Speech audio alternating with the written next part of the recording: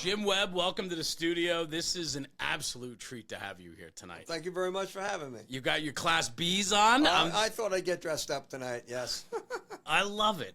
I should say for everybody that listens and watches this, right? You are the senior man in our firehouse. It's amazing how fast it happened. Right? It will be amazing. You'll find it yourself someday.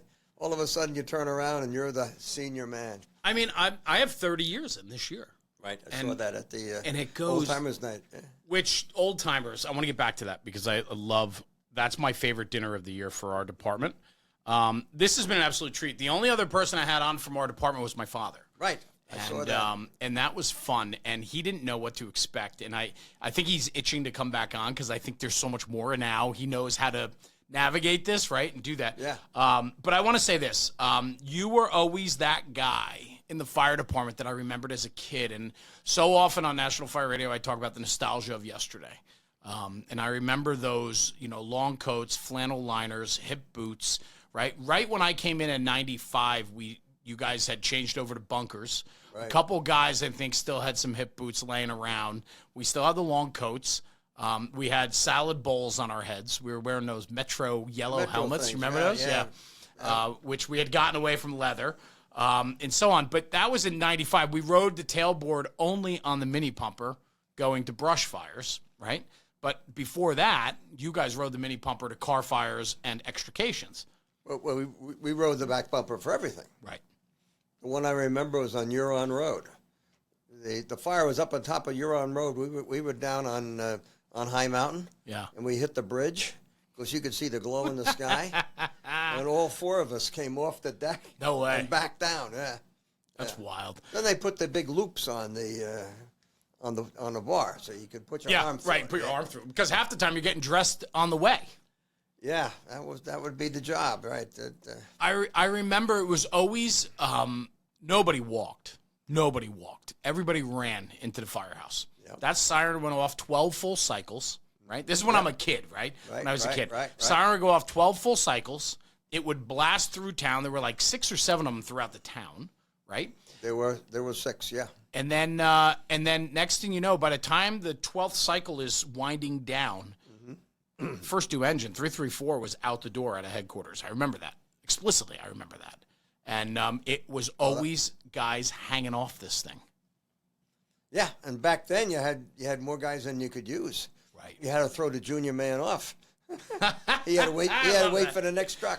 Right. Yeah. And even the second due engine, 333, going out the door behind 34, was loaded to the gills. Right. It was a different department then. Sure. Different people. Yeah. So many things have happened. And for me, being a legacy, right, second generation within our department, I want to start real quick, just my memories of you early on in my childhood, because I remember you being chief, and you had that Ford LTD, that yellow. In the 70s, our department switched over to yellow. Yeah, the Maxims. Yeah, a 74 and a 77 Maxims, right? Engines. And then we had a lime green tanker, front mount pump. Remember the size of that thing? Nobody could drive it. There were, 3 guys that could drive that thing, right? All stick. All stick, yeah. And double clutch, the whole 9 yards, right? And we're not a rural department. Like, it's still commonplace for rural departments, but those guys drive that type of equipment every day. Not for us. I don't think anybody can drive a stick today. No, I don't think so either. Right. Yeah. So I remember those days. So we had a Chiefs car, which was yellow as well, to match the paint scheme. I was the second. Kenny Walder. It was new with him. Yeah. The big deal, I remember at a meeting one night, he had to request $10 because he wanted to buy a little sticker that went on it that told him the time. There was no such thing as time in the car. Right. That's hilarious. Should we spend $10 to buy this thing? Right. And today, $10, right? Well, that's funny. I'm sure there was an argument over it. There right? was an argument over everything. Everything, right? And I remember as the siren would blare, my father would run out of the house. Now, back then, 100 calls, 150 calls a year, but it was of value, right? Of something. Normally, somebody saw something burning. That's why we're going, and not these automatic alarms that we get today, right? Sure. And so I remember as a kid with my 2 brothers, and your kids are the same ages as our family. Right. So you're good friends with my father, absolutely. And so on. So we grew up together, our families, right? And so I just remember chasing the fire trucks on my bicycle throughout town, right? If a call came in, we'd stand on the corner of the block. We knew where they were going, and we would be on our bikes. And I remember you yelling at us, go home, stop, Well, that wasn't often a problem because I often was driving second due. Right. First due would go down a block. Right. Then that would draw people out, not knowing that the second one is coming behind. Sure. It. Yeah, it was one of the things I always had to watch for. Sure. Kids running out in the street looking at the fire trucks. Yeah. And you were chief in 80... 2, 3, and 4. 82, 3, and 4. Okay. What year you joined our department in 72, I think you said? 72, right. Okay. Right. So before we even get to that story, how did you find the fire service? I mean, this is probably... The fire service has always been in my blood, and it all started with Grandpa. Okay. A man I never met. His name was Tom Bennett. Okay. And I got a picture of it. Yeah, let me see. Can we Yeah. show that? Yeah, How for do you sure. do that? I'll do it. I'll hold it up. Yeah. Yeah. So that's Thomas Bennett. He joined New York City Fire Department, Ladder 8. Most people know Ladder 8 very well. Ghostbusters. Ghostbusters. Sure. Right. Of course, when he was in it, it was prior to the 1900s, so it was the old firehouse. But so I never met the man, but that was my story. So that was your grandfather? That was my grandfather. Your dad's dad? My mother's father. Your mother's father? Tom Bennett. Okay. My father moved from the Bronx to River Edge in 1941. Okay. Of course, now the war was just starting. Right. He had children, at least my sister. So he was always one step ahead of the draft. Got it. But they needed people. So he joined River Edge back in 41. Okay. I arrived in 42. Like my father, right? And Yep.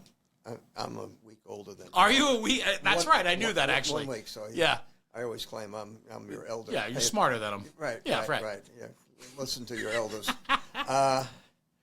Yeah. So starting at age 5, River Edge always used to hang out, drill, or whatever you want to call it, Sunday mornings. Right. So I'd be down there starting at the age of 8. Oh, okay. Yeah. Okay. And I just hung out down there the whole time. Yeah. And did they have 2 companies back then? Company 1, Company 2. I was Company 2, Ackerman Street. That's the white trucks? The white trucks. Okay. Down by, it's actually called North Hackensack, as the area is referred to. But Yeah. So I was hanging out until I could join the civil defense. Right. Back then, you had to be 21 to be a fireman, but you could join the CDs at 18. Got it. So I was in the CDs from 18 to 21, and then I joined Company 2. That's pretty cool. And River Edge had the CDs. Yeah, we had the CDs, right. Okay. And what were so a lot of people are not going to be familiar with CDs, right? The younger generation. Civil defense, yeah. They're Right. all left over from, What was the duty, though? What were you doing? We were helpers. Right. Had a light truck. We had we acquired Company 2's old 32 Fox. And, of course, Company 1 was red, and Company 2, so we took this white truck and painted the fenders red so we didn't offend anybody. Because there was always rivalry between the companies. Right. So I had some big lights on it and some extra equipment, and we were like what you would consider juniors today in the fire department. Right? Yeah. Okay. Yeah. All right. So that was cool. So early on, though, you were drilling down there. You were watching the drills. You were part of the fabric. Yeah, they used to burn off a lot of brush on a Yeah. Sunday morning or just hang out down there. Yeah. Yeah. For me, growing up, I mean, we grew up in the firehouse, no doubt, but the firehouse was always held at like arm's length. And we didn't go down on drill nights. We didn't go down on, we went for family functions or anytime my dad would bring us down there. Yeah. And it was a treat to go there, right? And we didn't take it for granted ever. And when we had the opportunity to be there, it was a proud moment to be able to be there, to climb on the trucks. Dad, can I climb on the truck? It was very rare to be able to go for a ride on them. Like they were pretty strict, right? Right. Yeah. Right. And then today you look at like, it's pretty, nonchalant in a lot of ways, right? Things have loosened, right? Changed, yeah. Yeah. But I think when I do my program, I put a slide in there and it says held at arm's length. And when I'm telling my story about growing up in a firehouse, I talk about how important that was for me because I looked at guys like yourself and my dad and all the guys that caused you a lot of sleepless nights, the generation after you that, when you were chief, you were corralling those guys, right? Yeah. And I looked at those guys, Bruce Setter, Kevin Clays, those guys, Steve right? Linz, Steve Linz, right? Yeah, right. And I looked at those guys, and all of you were 10 feet tall. You were giants, right? I was a kid, and you looked at the fun you guys had, the laughter, the brotherhood that existed, and that always stood out to me. So when I talk about it in my program today, I always point that out, and I say I was mesmerized by those that came before me. They were giants. And, yeah, you and I have the exact same. Very similar. Very, very similar. That same story that you're telling now, I could tell Right. about people that I knew. In fact, Right. I brought a few here. I mean, Yeah. you look at that picture of those guys, right? I love it. Bob Martin, Tommy Bigger, George O'Connell. These are all my father's Class. yeah, right. Class and Yep. Patriot, right? Yeah. Right.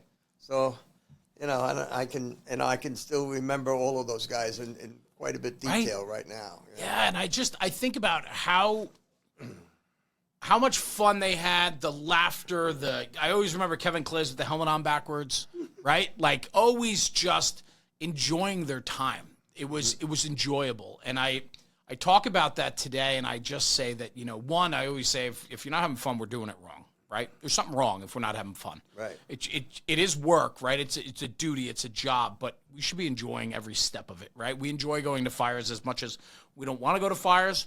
We enjoy going when they happen, right? We want to test our craft, trained to right? do it. That's right. And then the other thing, too, is like kids that come into Firehouse today, I worry about, I have 4 kids. Only one wanted to be a firefighter. And Lily's doing it I think she's challenging herself with it. And I love that she's there, and I love to share that with her.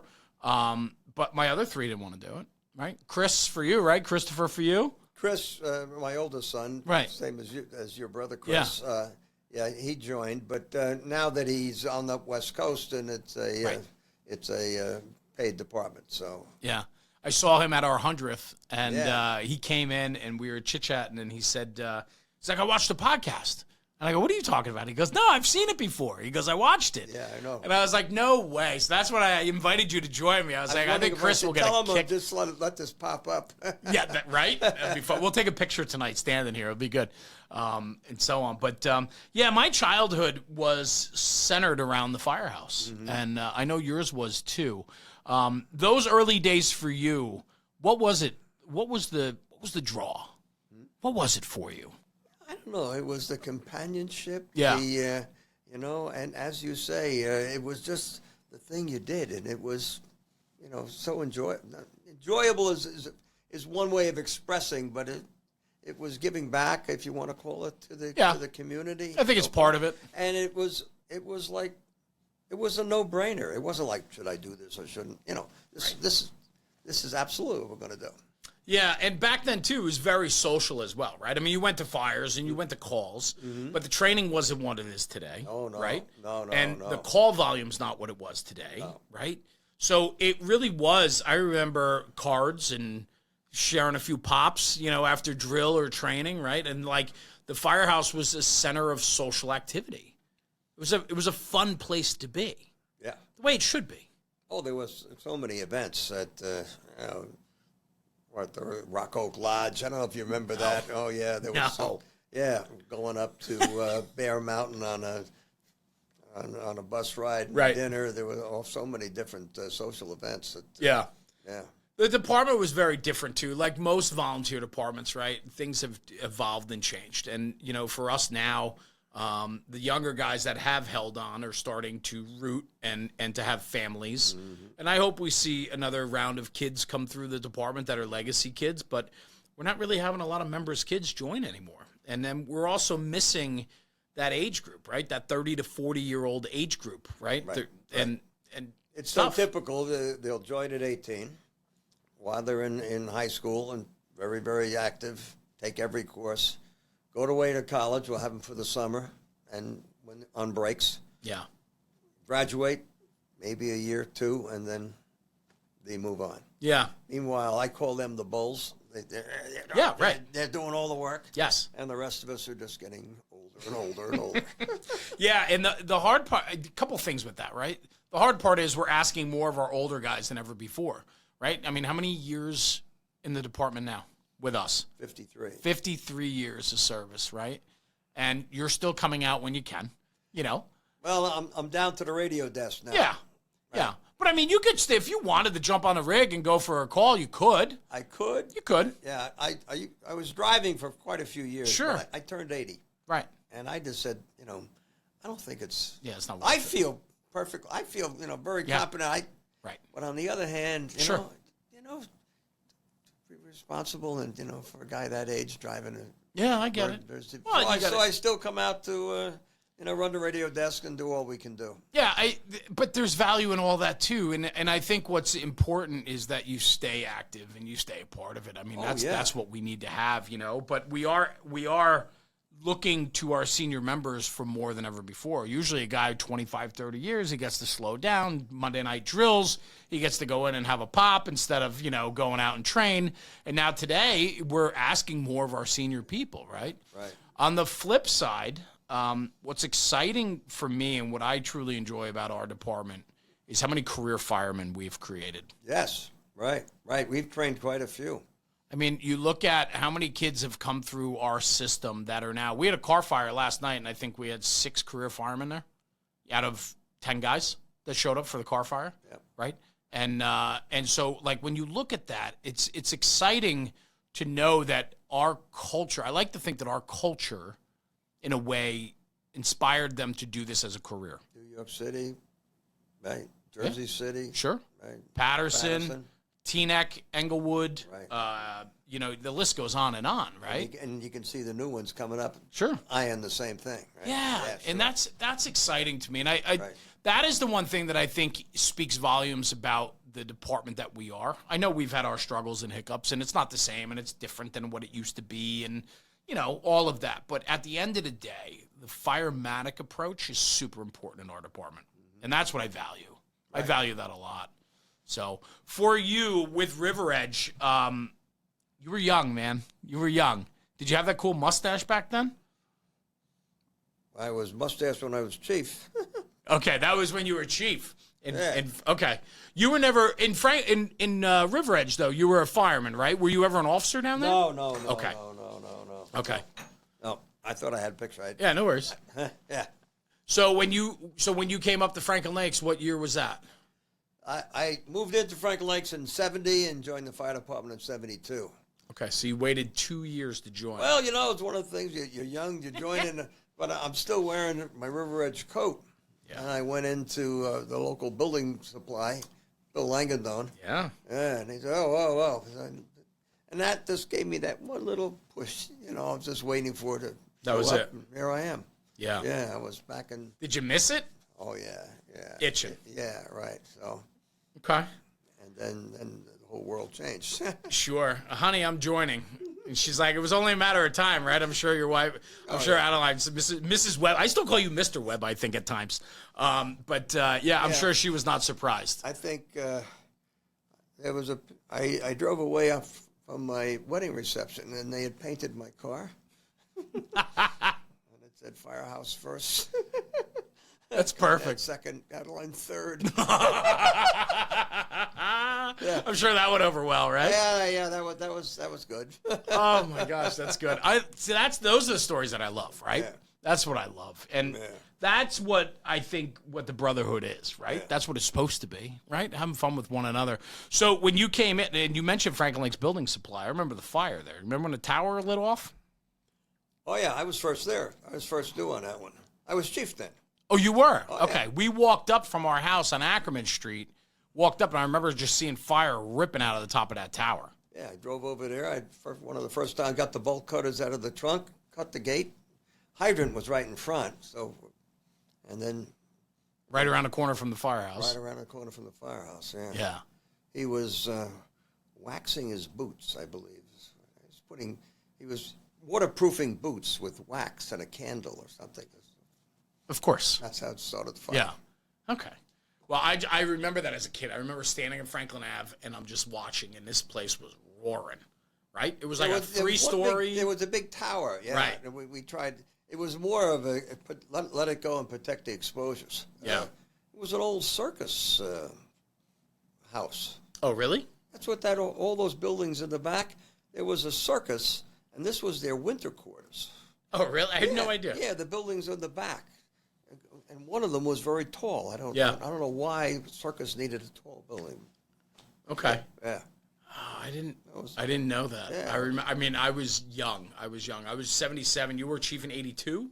Yeah. 82, 83, 84. So 5, 6, and 7 for me. Yeah, right.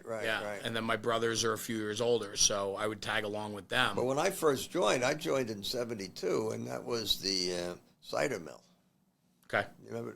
Yeah, across town. Right across from Southside. You know of the Cider Mill. Right. So, and we had a number of fires in River Edge when I joined Franklin Lakes. So all of a sudden, I'm going to these roaring places. I mean, when we got there, the Cider Mill was just a glow in the sky. It was an arson, or they don't know what caused it. It was arson, right? Supposedly, right? We had been there twice before. For fires? Yeah. Ah. A sterno. Light a sterno can, break the window, and throw it in. That's what happened. We caught it once, maybe twice, and then the third time it was gone. Off to the races. But then right around the corner from that was the big old barn. There was a barn on Wyandotte as you go between Franklin Lake Road and the Trail Club. There was a huge barn there. On which side? Where the tennis courts are, or the no, McBride right, Field side? With the tennis court, on the right side, going in. Yeah. Right. And a lot of that barn was occupied. There was a hardware store over in the Urban Farm Shopping Center. He had a lot of his equipment in there. And when we pulled up on that, you could just see the frame of the barn inside the bonfire. I mean, right. That thing was going. Blazing. Protect the paint on the engine. Yeah. These guys are. This is an active place. Okay, so a lot of fires are popping up. Yeah. You're new to the department, and you're like, man, this is the country, right? Like, this is the country. Yeah. And you're going to fires. Right. A lot of fires. Was Southside there? Southside, for people listening, is our second station. That's where I ride out of today. That was built in 74. 74. Yeah, right. So was that there for the mill fire? Because the mill was right across the street. Probably not. Okay. Because the mill fire was right away. It must have been 72 or 73. Okay. Yeah. Got it. Yeah. Got it. Okay. And at the time, I mean, the town was pretty country, right? Yeah. Everything was drafting, right? Drafting and a double A. Remember double A? Double threes, accordion packed in the rear. Yeah. Right. Yeah. That's fun. I mean, it's so is it so different today for you? Like, it's different for me in 30 years. But I could only imagine back in 74, you guys still had the 46 maybe still, like, in the fleet, like 1946 apparatus, right? Like, yes, 50s, 60s, right? Yeah, it was a 46 Seagrave. Right. And it had a bench seat. And if you weren't 6'6", you couldn't drive this thing. Oh, really? You couldn't reach the pedals. I couldn't reach the pedals. Yeah. So everybody had to get in. You wouldn't wear your turnout coat. You'd fold it up, put it behind you, so you could slide forward enough. Because it was stick and all that. It was. That's hilarious. It drafted. It was the best drafting truck we ever had. Is that right? Oh yeah. Boom! You had water in a flash. And then the Seagraves, we got the two Seagrave engines in the 60s, right? I think it was like 65 and 68 or something like that. Right. Okay. Right. And then the Maxims came in the 70s, and then we started switching over to Pierce apparatus in the 80s. Yeah. I remember 334, first due for me, was the first four-door apparatus we had gotten, if you remember that, right? When we got that, we were kind of wondering if we were going to be a little too non-macho, you know what I mean? With four-door. With the idea of, getting inside. An enclosed cab. Closing the door. I mean, firemen don't do that. Hang on the back, Right. Yeah. Back when I was in River Edge, I remember we had an accident on a story where he came up over the hill, and there were guys on the back step and on the side step. You could stand next to the driver. Of course, it's all open cab. And to avoid a car, he swung over to the left and ran down along a wall. So there was a guy on the side step. Right? Oh, boy. Yeah, he stepped off, but the guys on the back went completely over the top, landed on the lawn. Yeah. Now you're buckled up and safety inside. Well, I mean, I remember watching as a kid as the first and second dude left the firehouse. There were guys hanging off you had an open cab, right? So you got two guys up front, driver and officer. The jump seats, you got two Scott seats, and then there are two SCBAs on stands, like standing up, right? So you could put 4 in the jump seats, but it was not uncommon to go out with 6 or 8 in the jump seats, right. and then another 4 on the tailboard. You'd scurry up on top of the hose bed and get dressed up there. Right. Right. I mean, that was just commonplace. Yeah. Well, you're pulling your boots on, and the guy next to you is hanging on to you. Wild. Yeah. I mean, you think about where we are today versus that, and it is just night and day difference. Right. Get into an air-conditioned cab. Right? Amazing. Yeah. Yeah, ever drive an open in the winter? You know, when you have no roof and no side? You get bleary. Your eyes get so wet, right? Yeah, right. For the wind blowing in your eyes. The wind blowing in your eyes, you get your eyes tear so much and cold, right?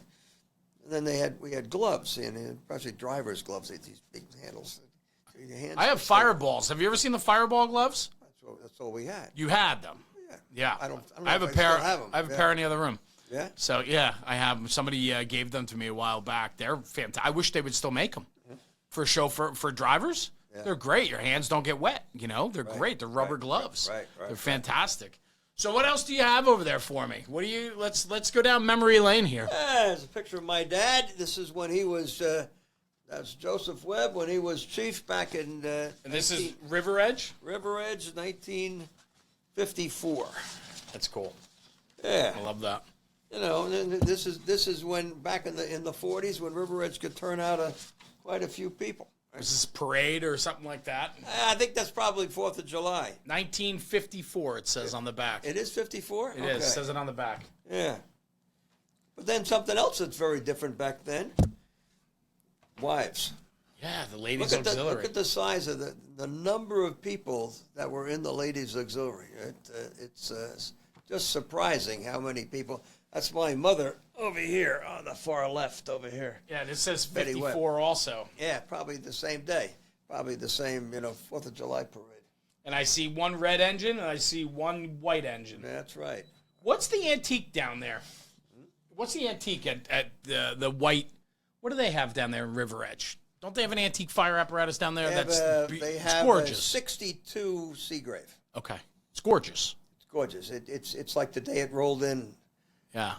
We had a man down there, Chubby Napasack, and he lived in the firehouse. Did you say Chubby? Chubby Napasack. Yeah. His father was a police chief. He became a What a policeman. name. I love it. I don't know why. And he wasn't chubby at all. Right. But that's what his name was. And he maintained our equipment. He was a one-man engineer crew. He maintained that equipment in perfect shape. Yeah. Like every time we came back, no matter day, night, whatever it is, the trucks get washed down and chamoised. So River Edge's trucks were and still today. I was at an Old Timers just a few weeks ago, and nice. They're still in perfect shape. But he kept that truck in perfect shape. What's it like? I love my favorite dinner we do is the Old Timers dinner, but even that's changing because a lot of our old timers that I knew are no longer with us, right? And I'm sure the old timers you remember are not with us. There's a picture on the wall of the old timers of from our 90th. Yeah. 100 years. 10 years ago. Yeah. Most of them are gone. Right. Right. And those are those names. Those are the guys that I remember, right? And I think about that today, and I'm looking at our old timers, and it was always my favorite dinner. But man, that's changed too in a lot of ways, right? And I'm 30 years in the department active. I'm like an old timer now. You know what I mean? Isn't it surprising? It goes fast. What happened to the 30 years? It goes really fast. Yeah. And now in my position, looking back after 50-something years. Oh right. God. Right? Right. But it went quick. Like, super quick. Right. You can remember a lot of the bad calls, but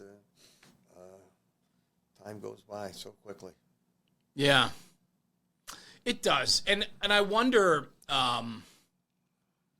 I wonder where I'll be in another 20 years, right? With it, right? I mean, I love it, right? I mean, I live this. This is what I do, and I love going to fires. I love the thrill and the excitement. I love being put to the challenge, right? I love everything about that, and then the camaraderie that comes with it. I'm such a huge proponent of all the fun that comes with this, right? What's great is that we got that new table. Yes. Everybody sits down, eats together. It's terrific.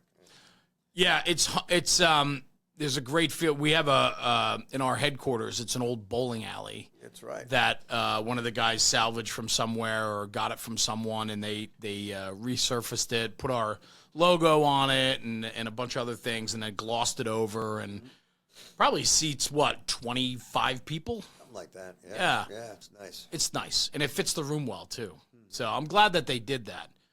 For sure. But I wanted to ask you, Old Timers for me is super special. You go back to River Edge's Old Timer. I still do. What does that feel like when you walk through the door Well, there? I only know a few people. Yeah. Right? Yeah. You know the people who are part of your class, so to speak. You're good. You're good. Yeah. Yeah. So.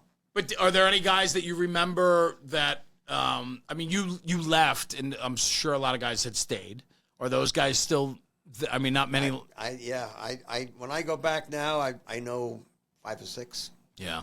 And 2 or 3 come. Al Siebel, you know Al? I know the name. Yeah. Yeah. He was worked for Englewood, and he was a volunteer in River Edge. Gotcha. Yeah. Gotcha. What is that dinner for you? Is it? I mean, do you get this sense of like pride and like ownership of it still, like when you get there? Right. Once a member, you're always a member. Right.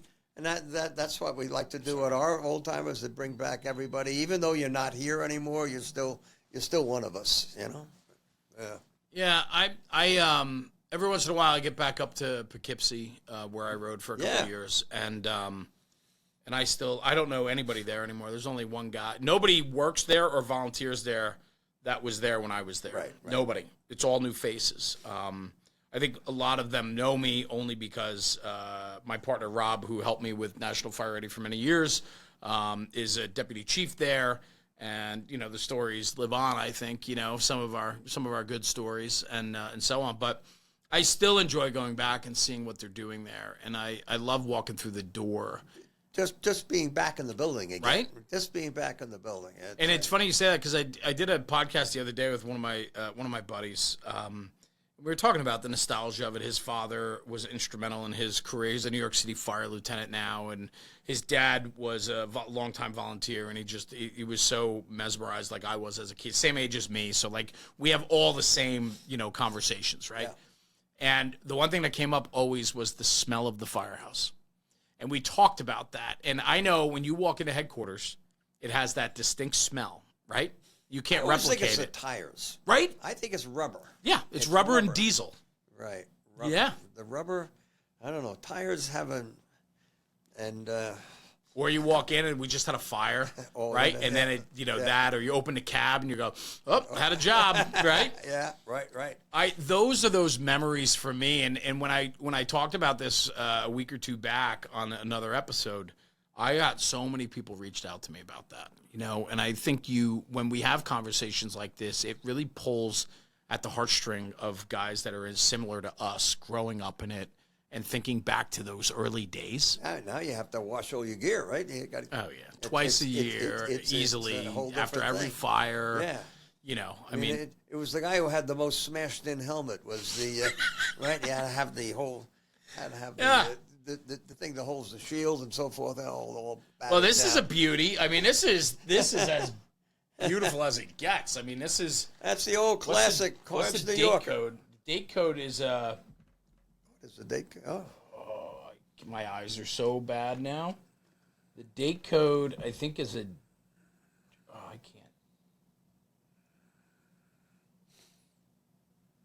can't see it. So there's a letter in there. There's on the emblem. This is Carnes Clifton. So this is when they were in Clifton. Mm-hmm. And then there's a date code based on a letter. In this letter, you have O. I think it's an O or a Q. I don't know if they did a Q. I got to look that up. I have the listing to know what year this helmet is. Oh, yeah? I can look it up. Yeah. Yeah, which is pretty cool. But this is a beauty. I mean, this is... And my father's lieutenant helmet has the black brim, red hat for lieutenant. But you guys had these long reflectives on it, which is different than what people are wearing today, right? And then the whole interior is just the... Yeah, it's just flaps. But it was a good suction fit. When you put that thing on, it stays on good and tight. Yeah. Well, you know what? No chin strap, no eye shields. So today, right? I have my helmets get reworked all the time. So I have my helmet fits me perfectly, just like that. Mm-hmm. I took my father's and got his done too. So my dad has the same inner liner on his. He doesn't really wear it anymore, but we had it reworked a couple of years ago for him. So you don't have the knob on the back and all that. Yeah, no, I took it all out. I took it all out. I understand when years ago, even before this, they used to take an impression of your head. Correct. Right. You'd go to Carnes. And you'd go to Carnes. Yep. Right. My father had a helmet like that. And if you have a little bump on the side of your head, and that thing, when you put it on... Yep. It's not going anywhere. And it's not going anywhere. It's not going anywhere. Yeah. That's very cool. So you wore this one for assistant chief and chief? No, I think they gave you a new helmet when you were chief. Okay. And back then, the big deal is you could keep it when it was over. Right. Yeah, that's the big deal. Thank you for your service. Yeah. Right. What was chief for you? Did you enjoy being chief? Oh yeah. So it was tried to bring a little more organization into the before, when I first joined, there was a chief, an assistant chief, first and a second assistant, and 4 lieutenants. But the only purpose of a lieutenant was the young guy who would help the driver. That was his job. That was it. So they had nothing to do with running things on the fire ground. And then as time went on, we got rid of second assistant chief. I went from second assistant chief down to captain. We decided to make a captain's position. I had my choice. So I went from gold back to silver, and then went back up. Yeah. And then lieutenants get more responsibility today. Yeah. Well, it's different, right? We added the second captain, right? So we have a departmental chief, then we have an assistant chief, we have 2 captains, and now 2 lieutenants. Well, then we had a captain and 4 lieutenants. Right. And the captain would go to the scene. But we couldn't. We can't even fill the positions anymore. It's hard. More and more people just want to be a member, right? That's all I want to be is a member. Right? All right, Jim, we're back. We had a little bit of a technical glitch. New studio. You're the first one in here, by the way. Very good. Thank you. Yeah, absolutely. Well, it's special, right? It's special having you on. So I want to go down this road. While we took a little break with technical difficulties, you and I were looking at the bookshelf out there. Yeah. And I got all sorts of books, training journals, well-known books and so on. But the one you pointed out as you passed by was kind of unique that you asked if I had that one. That's way back when, right? Yeah. That's like the very first one. It is. Yeah.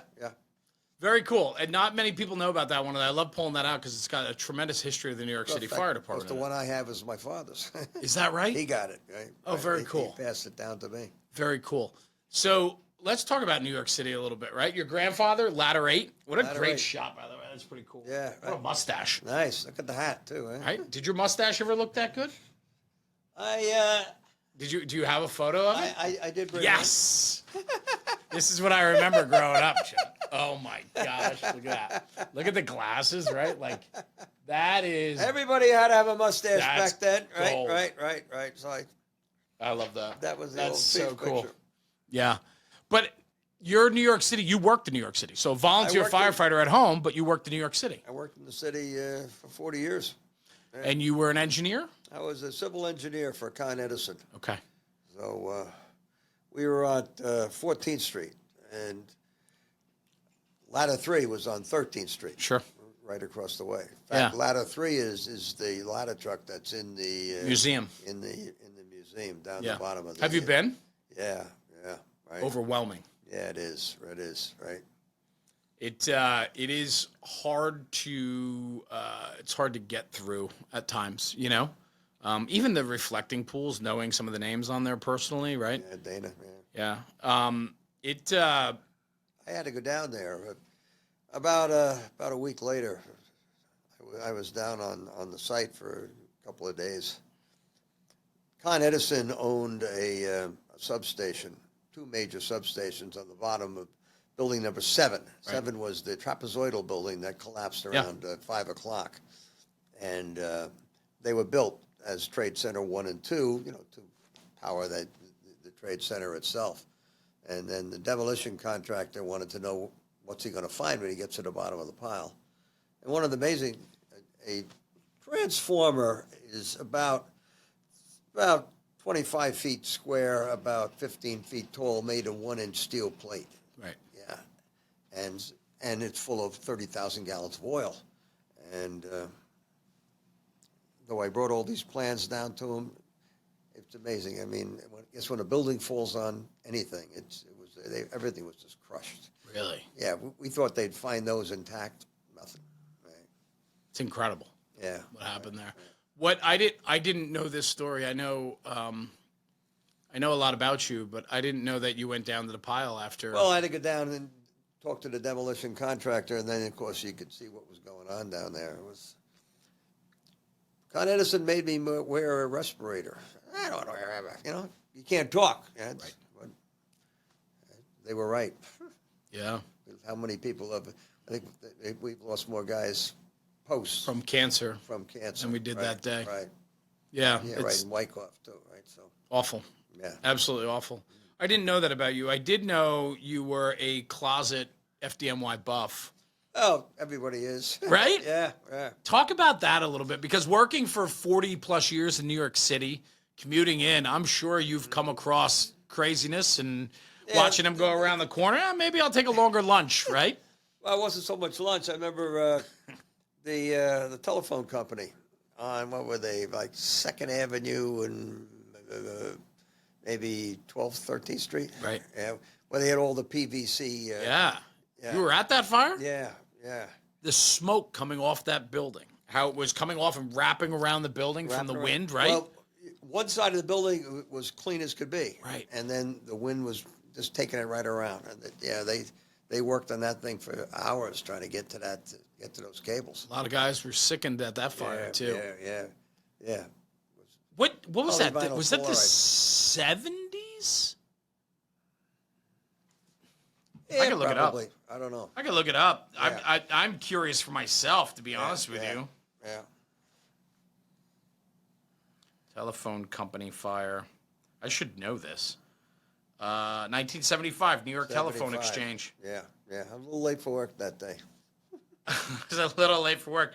Let's see. It says the 1975 New York Telephone Exchange fire, a massive blaze that started February 27th of 75 at a major switching center in Manhattan's East Village.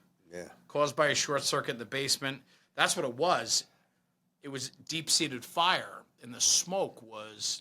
Well, the PVC cabling was burning as it went from floor to floor to floor to all the way up and down. Right? There weren't any fire stops in it.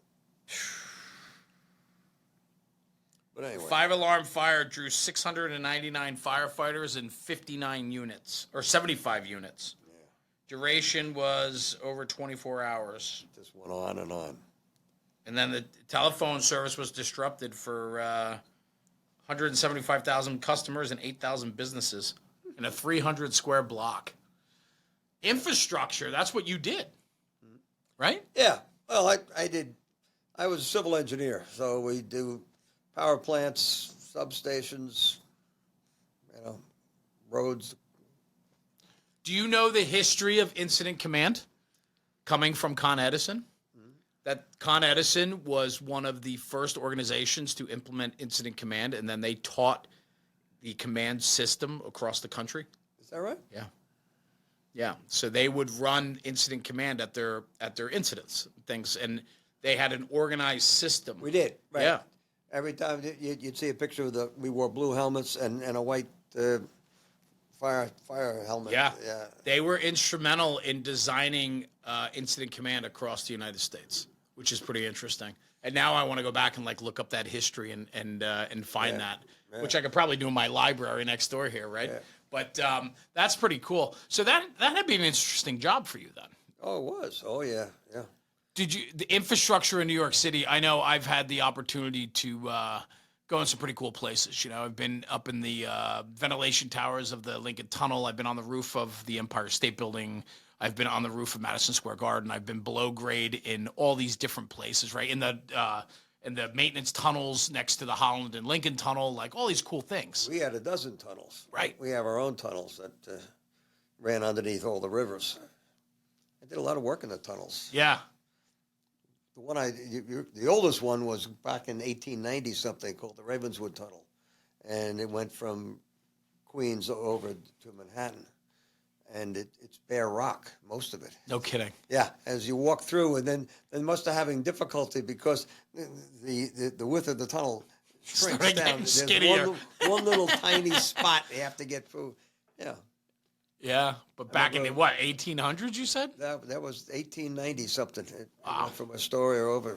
Yeah, and there's gas, and some of them carried steam. Yeah. Yeah. Right. Well, there was a lot of, you guys were always working with the New York City Fire Department, right? Yeah, I mean, there right, was, right. all these emergencies were always involving, you always see Con Ed, the emergency teams of Con Edison there and so on. Did you ever get on site for any of that type of work? No, or? not too much. No, I wasn't too involved in the operation of the department of Con Ed that much. Yeah. More in the engineering, planning, and design. Yeah. I'm always, that's the one thing that stands out to me about like the volunteer fire service, right? Is like the unique characters that come through our doors and what they do, right? We are tradesmen, we are bankers, we are attorneys, we are chefs. We're everything, right? There was a guy in the department. His name was Lou Hellman, plumber. Yeah. Okay, I'm a new kid. I'm trying to get the steamer connection off a hydrant, and I got the wrench on, and I'm pounding. And he says, "Wait a minute, kid." He takes a little hammer, goes tap tap tap tap tap tap tap tap, off it comes. Right off. I'll never forget that. Yeah, right? I couldn't get it off. Right? The tricks of the trade, right? A plumber knew how to do it. Yeah. Yeah. Yeah, that's cool. But that's the uniqueness of what I think, and the spirit of what the volunteer fire service is all about. And for you with civil engineering and understanding power systems and things like that. Building and construction. Building construction. Yeah.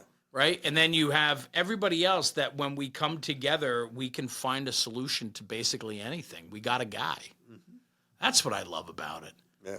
That's what I love about it. And I hope we don't lose that. I worry about the future of the volunteer fire service. I speak about it a lot. And in fact, in 26, we're putting on a conference that is going to be volunteer fire service based, a 2.5-day conference in the Northeast that's going to be talking about the issues of the volunteer fire service. I think we can see the writing on the wall. Sure. The way it's going right now. I think the ambulance service is ahead of us. Yeah. Meaning In our area, for sure. more and more, they're not making they just don't have enough volunteers. The people that they have are great, but they just aren't enough to cover every shift, right? Yeah. And now we're rolling out with 1-2 guys, right? Yeah, we certainly don't, Right. And we're not an exception. It's everywhere. I agree with you, and I think that some things need to be done. I think there's things we could do internally, too, to try to better the situation as well, right? And at the end of the day, there's a tremendous amount of work that has to go into trying to supplement or fix what we're doing right now. And things are changing dramatically. And I think we still have this fierce protection of the way we've always done it versus where we're headed. And I think I've seen it. I've had these conversations with people, and it's not just in our area here in Metro New York, New Jersey. It's all over the country. We tend to be behind a little bit of other parts of the country because, we've had such a colorful volunteer base here. When you look at the Northeast, Jim, I travel all over the country for the fire service. And you go to parts of the country, and these fire departments are brand new, right? As cities and towns are expanding into, uncharted lands that are now growing into, suburbia and so on. There's tremendous growth in the South and in the Southwest, right? So you have a lot of fire departments that are new. It's a newer structure. They're continually building new firehouses as communities grow. What Here, about the people? sure, well, that's it, but it's a career department, right? They're putting on career services, Oh, okay, right? sure, okay. You know, in the Northeast, what's super unique about the Northeast is 100, 200 years of tradition. You know, you walk in the firehouses here, and it's history on history on history. You know, go up to, a great example is just go up to Rockland County. Go into like Nyack and Nanuet and look at the history on the walls in those places. Those firehouses are 200 years old. It's hard to explain to them that things are changing. And they know, but man, is it hard. It's hard to accept and then to, how do you forge forward and find a common ground between protecting what you know and who you are and your identity versus the needs of the community, right? The needs of the community Always have to win. has to come first. Of course. Besides, recruitment, which is always an issue, I think one of the big problems now is retention. 100%. We have people that, are well trained, and we've had them for 6-7 years, and then they drift. They just fade away. They fade away, right? And we can name a lot of names, Sure. right? And they've done a lot of training and so forth. That I never considered fading away, but why do people do it today? So I think it's really interesting, right? And I talk a lot about that. I mentioned at arm's length is one slide I have in my show. Another slide in my show is retention, then recruitment. And I think we need to, what I like to say is fix your house before you invite anyone over. Mm-hmm. And if your organization is having pains, whatever they may be, leadership, dwindling morale, lack of training culture, lack of mission-driven focus, like all those things, if we don't have a clear delivery of our services and expectations of our people, people can be disillusioned and they'll fade away. And so what I always talk about is retention first, then recruitment, because we already got the people in the door. Retention, they're already here, like you said, right? 6-7 years, they've gone through training. They're up to date on everything, but they fully functional they lose interior guy, right? They lose interest. Right. I don't even think it's life's gotten busy. They start to prioritize other things, and I talk about how we have to be sure to continually prioritize the firehouse. The firehouse has to be giving enough to its members for their members to have FOMO. You know what that is? The fear of missing out. Mm-hmm. I hate when I'm traveling and I miss a fire. It drives me inside. It drives me bananas that I'm not there. I want to know what happened, who was there, who was on the first due, how'd the stretch go. I want to know conditions. I want to know all that. How many guys in our department today, when they miss a fire, are like, oh well, I'll get the next one. That's not me. You know what I'm saying? A lot of it would come from leadership to know you're appreciated. Right. I'm 100%. Me as the chief or whatever captain. Yep. I appreciate you being here. Yes. Right? And it should be more on a one-on-one basis. The basis. I wouldn't even see it. It's not these broad. Thanks, guys, for coming out. Right. I got to get a hold of you. Hey, Jim, thanks for coming. It's good seeing you. Yeah, right. Yeah, right. I appreciate you coming down here at 3:00 in the afternoon. We're light, so it's great that you'll show up. Right. Or thanks for having that conversation with that young kid Monday night after drill. It was cool to see you talk about the stories. It was recognized, right, right. But it's got to be a one-on-one. I worked for a man in New York, and I had a lot of bosses. Some bosses, if the guy fouls up, who cares, But there was one guy, I thought he really appreciated me, not just me, but all of the people. He knew you, right? Yep. Right? And he wanted you to do well, and therefore I wanted him to do well. 100%. And it's the back and forth, but it takes first the appreciation that and easing into things. Management.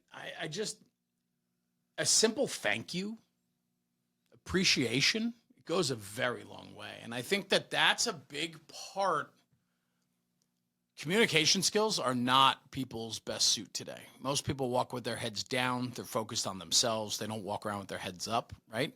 And I think that that's a big part of it. I think leadership and mismanagement in the fire service. It's, I drove for many, many years. Right. All types of calls. And I can still remember one where it was a car fire at an intersection. And I parked in a certain way, and we took care of the call. And an officer came to me and said, "Good job the way you parked it, the way you blocked the intersection, you know?" Yep. I drove away from that, Yep. Right. I recognize for what I did. Right. Yeah. Right. I could still remember that. Right? Yeah. Yeah. I think It doesn't take very much to do. it doesn't, and it goes a very long way. And that is part of. I mean, that's not going to fix all your problems, right? But what that's going to do is recognize those individuals that are giving you what they can. I think part of the problem in the volunteer fire service today is, as our manpower dwindles, we're doing more with less, right? And we've become accustomed to that, and I hate it. Because the volunteer can walk away at any time he wants. 100%. Something was said, something they didn't like, or whatever, and you got it, right? And you might not even know why. Right. The other thing, they if someone, as an officer, you see something on the fire ground you don't like, right? Don't do anything that day. Wait till tomorrow, and then get a hold of these people privately. Yeah. I've seen people, you're already, getting a little bit chewed out, I thought, that's so bad in front of other people. Terrible. I know I say it all the time. I was a terrible chief. I was a terrible officer. And it was because I was too young. I was 27 years old. I was departmental chief. I was assistant chief before that. And I was a captain and lieutenant. Like, I was too young. I didn't have the skills that I have today. And it's funny because some of the younger guys that remember me back then, they say, like, you approach things very differently today than you did back then. And I was like, yeah, because I was immature. I didn't respect people. I put the fire service above everything else. And I expected you to have the same passion and drive and love for it that I did. And if you didn't, you're dead to me, right? Oh, no, that's terrible, right?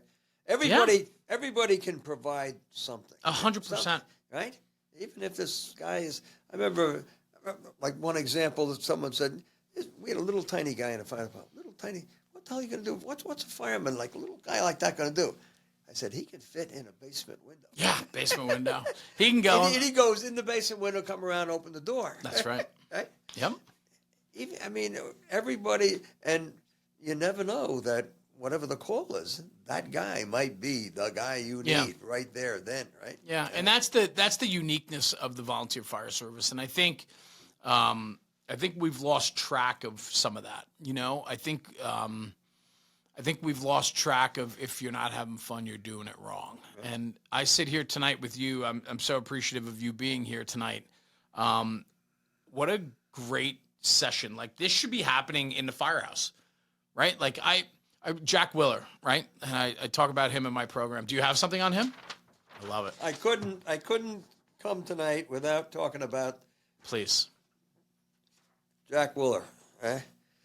He was a man in the fire department for many, many years. He could talk to anybody. He was 99 when he passed away. He was still active, and one of my best friends. And he would often talk to me. He was like my mentor. He was, I talk about him in my program.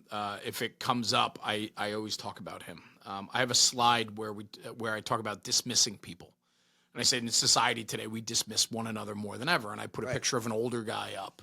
I want to change that to Jack. I have an older generic photo of a guy that I took off of Google, read the story about him, like 90-something years old. He still has his coat and helmet on the rack, and if he wants to go for a ride, he's welcome to go for a ride with the guys, that type of thing, right? And I said, we can't dismiss our older members. We have to make them part of our everyday fabric. And I said, they need it more than you know, right? In Jack's story, Jack faded away from the fire department for many, many years because his wife was very sick. And he did the right thing. He took care of his wife. He was home. He removed himself from almost everything else in life other than like the Shriners and church and things like that. But the fire service didn't fit for him at the time. And I remember speaking with him when Dot passed and said, come join us. Come break bread with us. Come sit at the table with us. He told me so many times how appreciative he's been. of us, right? Yes. And you could feel his love for us reflected right Yeah. back to him, and it goes back and forth. And what was exciting to see, Jim, and this is what I love about it, was he was embraced by the youngest of guys in our department. Right. And it's because he didn't insert himself into conversations he didn't belong in. He was part of our fabric. He was welcomed. Even that little dog Precious that would run around the firehouse, right? That Everybody little else had white a mop, Dalmatian. right? Yeah. We had a little dust mop. Right. But even that, he would bring Precious with him, the dog, and but he was loved by everybody in the firehouse because he also knew where to fit in too, right? I think him coming back and being a part of our organization the way he was for many, many years after his wife passed, and then, we filled that void for him. We did. Yeah. We did. We were so happy to do it too. But he brings so much value. Like his storytelling, right? Even sitting with you tonight, like the stories, like we have an obligation. I mean, that's really what National Fire Radio was started on, Jim. And I don't know if you know this, but 7 years ago when I started this thing, it was to protect the stories of the senior man. I was watching too many people get pissed off and disgruntled at the fire service, or they didn't love it like they used to. And they fade away, and they take all their storytelling and experiences with them. And I need Jim Webb to leave all his stories behind, right? I need you to leave all your experiences. That's what matters, and I think that's how we educate and push the next generation forward. We got to do a better job at that. I think so, at least. Sure. Yeah. Well, what else? Did I miss anything else? I know you brought a bunch of things. Yeah.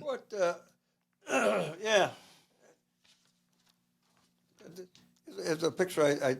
This is how a chief marched in the 4th of July parade.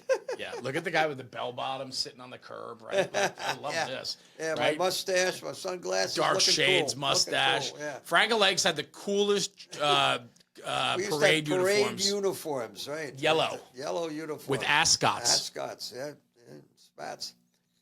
The other thing that's very big in the fire department, I think, is our whole Christmas activity. Yeah. Yeah, we drive Santa Claus around, and I think the town really looks forward to that. We used to have one Santa. It was Jack Willer. Right. Jack used to tell the story of being on top of wearing long johns and all this stuff on, and then getting right off the fire truck, coming in the fire and sweating like mad inside that Santa suit, right? Yeah. When he did it alone. Yeah. Now we have 4 Santas. Everybody in town looks forward to that. Yeah. They really do, and the people that have been there for a long time, like our families, right, and our neighbors and so on, they come out and greet us every year we come around. But I did a little preparation for that. Oh, did you? Yes, yeah, right. Here's a picture of a Santa getting Let's dressed. see. Look at that. Look how young he is. Holy cow. Who is that? That's a good one there. That was, they used to make all the young guys, after Jack Willer did it when it was a prestigious thing, it then became, hey, get the young guy in the Santa suit and get on top of the rig. Right. Yeah. Right. And we would freeze. We would have our turnout gear on, long johns. Right. Yeah. There's a lot of stories there. There was one when we went out and it turned right into an ice storm. Remember that day? Yeah. Every truck was sliding off the road. I remember rolling up on a car fire. I was out directing traffic dressed as Santa Claus. Right. It was right at the traffic light of Franklin and Ewing, Franklin Lake Road and Ewing. Yep. And we had an engine compartment fire, and we rolled up with 4 Santa Claus on 4 engines, right? Right, yeah. That's the storytelling, right? That's what this is about, And I'm fortunate. I get to do this podcast several times a week, and I get to talk with people from all over the country, career, volunteer, and everything in between. And the one thing I always say, and I'll say it at the end of this episode, is talking about the job makes the job better. Plain and simple. I think we have to fight and protect what this is. I think it's worth fighting for. And I think guys like you have carried the torch for a very long time. And it's time for guys like me to keep carrying that, and then the guys after me and the guys after them. Yeah, but as time goes on, I can't see volunteer. I'd say what'd you say? It's hard. 30 years from now? Yeah. One by one, they'll be putting small. There'll be combination. It will be a county department, and it will be a combination department at first. And you can still have all the pride and also, sure. like New York City, but the volunteer aspect will be going away. It is very challenging. But on the other end of things, too, there are communities within the United States that still are the most rural neighbor helping neighbor type department that will never have a career service, right? And so, there's that, too. The fire service in the United States is super unique. And I get upset when we talk about it with broad strokes. And we talk about the fire service, and then it's like, yeah, well, you have guys that are scraping. We have departments within our own country that are scraping by to have an apparatus that runs, right? And then we have other departments that are buying, $1.5 million engines, right? Like, there are very big extremes in the fire service. We got to do ladder truck on order. Right. What is it, $1.8 million? Yeah. Yeah, and that's on the cheap end these days, right? Right. And so, and that's an interesting conversation. And so it's the system as a whole. It's not just the volunteer service. It's the system as a whole. There's a lot of moving parts, and I think the only way we can truly make progress and have growth is when we address specific issues and don't talk in generalities, but talk about the specifics of the job. Super important. So, well, I can't thank you enough. I don't want to keep you too late tonight. I could talk to you for hours, but I thank you. Thank you for joining me. This was happy to be here. Important to me to have you in as one of the guys that I looked up to as a kid. And, I remember the long white coat, the hip boots, you had your big battery light and your helmet on, and that was Jim Webb as chief. And sometimes you had a little Tipperillo. What were those? Oh, yeah. Back in the day, smoking cigars. Right? Oh, boy, yeah. Yeah.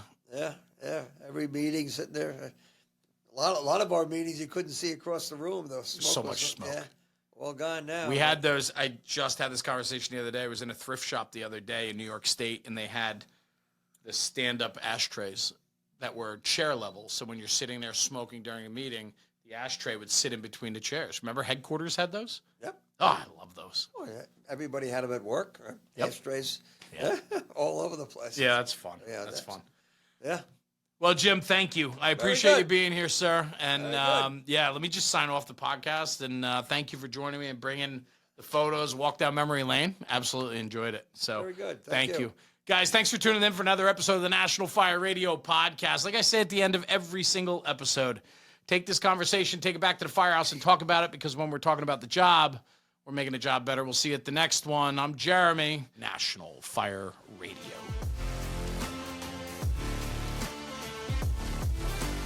National Fire Radio.